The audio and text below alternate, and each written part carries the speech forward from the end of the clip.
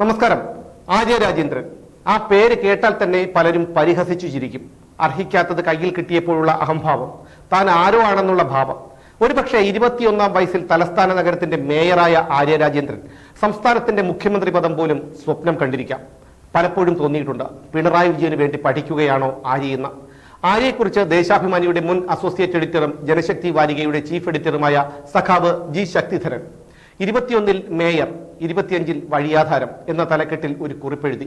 ആ കുറിപ്പ് ഇങ്ങനെയായിരുന്നു: അനന്തപുരിയിലെ താരശോഭയുള്ള പെൺചാവേറായിരുന്നു ആര്യ രാജേന്ദ്രൻ.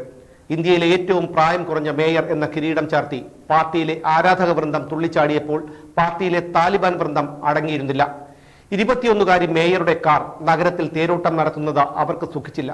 നോബൽ സമ്മാന ജേതാക്കളിൽ ഏറ്റവും പ്രായം കുറഞ്ഞ മങ്കയായ മലാല യൂസഫ്സായിയോട് താരതമ്യം ചെയ്ത് വാഴ്ത്തുപാട്ടിറക്കിയെങ്കിലും അത് ഏശിയില്ല. ലോകത്തെ എല്ലാ പെൺകുട്ടികളെയും വിദ്യാലയത്തിലെത്തിക്കാനുള്ള ഐക്യരാഷ്ട്ര പ്രചാരണ പരിപാടിയുടെ മുദ്രാവാക്യം മീ ടു മലാല എന്നായിരുന്നു. മലാലയുടെ വിജയ പതാക. ആര്യ രാജേന്ദ്രനും ഒരു മുദ്രാവാക്യമുണ്ടായിരുന്നു. അനന്തപുരിയിലെ എല്ലാ അഴിമതി റോഡുകളും കോർപ്പറേഷൻ ആസ്ഥാനത്തേക്ക് ഒഴുകിക്കൊണ്ടിരുന്നു. Me too corruption. പക്ഷേ ഒരു പാർട്ടിയും ഒരു അഴിമതിയും വലിച്ചു പുറത്തിട്ടില്ല. എല്ലാവർക്കും പങ്കുകൊടുത്ത് തൃപ്തിപ്പെടുത്തി. അന്തർധാര പൊടിപൊടിച്ചു. ഇസ്ലാമിക പുരോഹിതന്മാർ മലാലയെ വധിക്കാൻ ശ്രമിച്ചവർക്കെതിരെ ഒരു ഫത്വ ഇറക്കിയതുപോലെ മേയർമാരുടെ കുലപതിയായ വി ശിവൻകുട്ടി ആര്യ രാജേന്ദ്രനെ ഒതുക്കാൻ ശ്രമിച്ചവർക്കെതിരെ ഫത്വ ഇറക്കി പ്രീണിപ്പിച്ചു.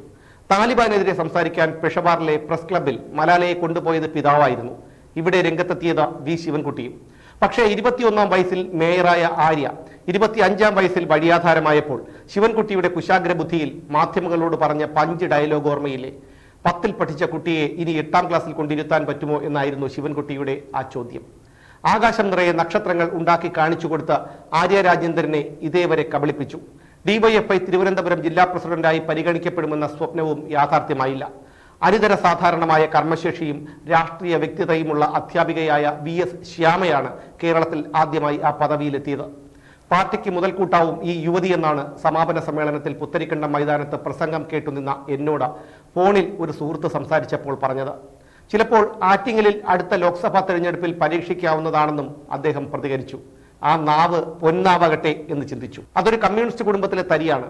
ആര്യ രാജേന്ദ്രന് ഏതെങ്കിലും കടവിൽ എത്താൻ എത്ര നാഴിക ഇനി നടക്കണം? തിരുവനന്തപുരത്തെ CPM-ലെ ബലാബലം എങ്ങോട്ട് ചായുമെന്ന് പറയാൻ എളുപ്പമല്ല. ഒരു വ്യാഴവട്ടം മുൻപ് തത്വദീക്ഷയില്ലാതെ പിണറായി വിജയൻ അക്രമത്തിലൂടെ കൈപ്പിടിയിൽ ഒതുക്കിയ പാർട്ടിയുടെ കരുത്ത് തലസ്ഥാനത്ത് ഏറെ ശുഷ്കിച്ചു. ഇപ്പോൾ പുറംപൂച്ചയുള്ളൂ. ശിവൻകുട്ടിയിലാണ് തലസ്ഥാന നഗരം ഏറെ പ്രതീക്ഷയോടെ ഉറ്റുനോക്കിയിരുന്നത്. പിണറായി ചാവേറായി നിർത്തിയിരിക്കുന്ന ഒരു പേക്കോലമായി അധപതിച്ചതോടെ ശിവൻകുട്ടിയുടെ രാഷ്ട്രീയ ഭാവി വഴിമുട്ടി. ആരൊക്കെ മുങ്ങും എന്ന് കണ്ടറിയണം. 10ൽ പഠിച്ച കുട്ടിയെ ഇനി 8ാം ക്ലാസ്സിൽ കൊണ്ടിരുത്താൻ പറ്റുമോ? ബ്രാക്കറ്റിൽ പറഞ്ഞിട്ടുണ്ട്, ആരും എന്നെ തിരുത്താൻ നോക്കണ്ട, ആര്യ രാജേന്ദ്രൻ ഇങ്ങനെയാണ് എന്ന്. ഇങ്ങനെയാണ് ജി ശക്തിധരൻ ഫേസ്ബുക്കിൽ കുറിച്ചിരിക്കുന്നത്. എന്തായാലും ആര്യ രാജേന്ദ്രനെ പോലെയുള്ളവരെ നേതാക്കളെന്ന് പറയാൻ കഴിയില്ല.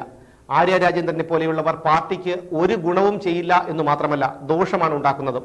എത്രയൊക്കെ ഇനി അവരെ കൈപിടിച്ചു കയറ്റിക്കൊണ്ടുവരാൻ പാർട്ടി ശ്രമിച്ചാലും ആ ശ്രമം വിലപ്പോകില്ല. കാരണം ജനങ്ങൾ മാത്രമല്ല, തലയ്ക്ക് ഇത്തിരിയെങ്കിലും വെളിവുള്ള പാർട്ടി അനുഭാവികൾ പോലും അത്രയേറെ അവരെ വെറുത്തു കഴിഞ്ഞു.